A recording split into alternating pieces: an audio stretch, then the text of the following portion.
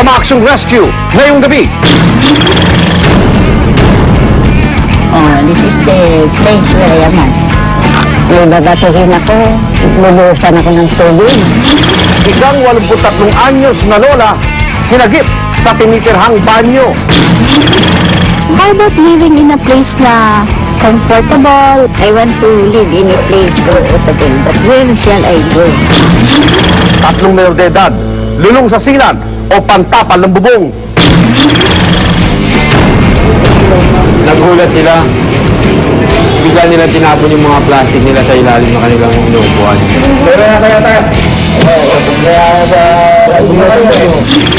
Pakatanod ng Barangay Addition Hills sa Mandaluyong, sumaklolo. Hindi, iyak ka. Talagang ipapasok na rin tayo ng lumlay ko talaga may pasok ka eh. Magandang gabi mga kaibigan, ako naman Arnold Gravio, bata man o matanda na maiipit sa peligro, walang palalampasing segundo, ang rescue. Buhay namin dito, alerto sa kalikasan mo. Alerto sa kalikasan mo. Alerto sa kalikasan mo.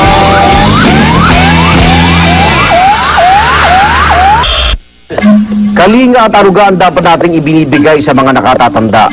Pero ang lolang nakilala ng rescue, tila kabaliktaran ng kanyang naging tadhana.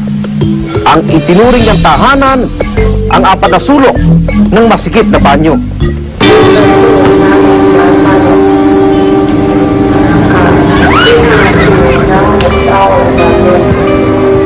Binubuhusan ako ng tubig, tapos binabato ako, inaaway ako.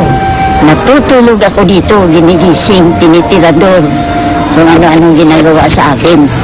Wala akong ginagawa sa kanila.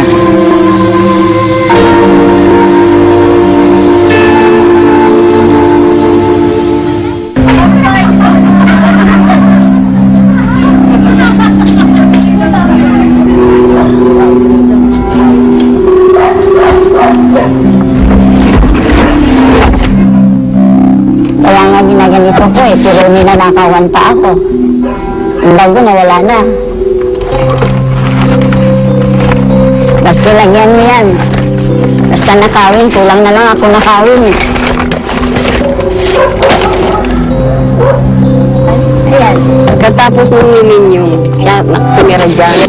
Lumipat siya kasi dati doon siya sa yung nagibang bahay. Kubo-kubo lang yun eh. Nagiba ng bagyong millennium. Tapos lumipat siya dyan. Pag nagsasampay ako dyan, lagi ko siya nang daanin, nagsasabi mo, huwag ka magsampay dyan. Lagi ko ganyan ang pinakikita niyo sa amin. Nakuha ako ng pagkain dito.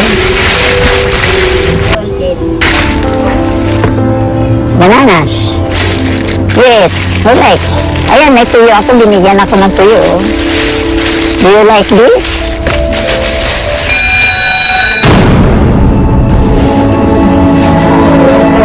I'm already 83, last November 15. Ang pamilya ko, wala na akong asawa. Diyoda na ako. Ngayon, may anak akong isa. Nasa Romblon ngayon. May anak siya siyang. Midwife ako. Pagkatapos ko ng pag-aral, na hindi pa ako nakapag-board exam, nagpaanak na ako.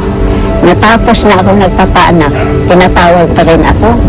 Sabi ko, I don't have to do it anymore because I'm already tired. I have too much work to do. I suffer everything.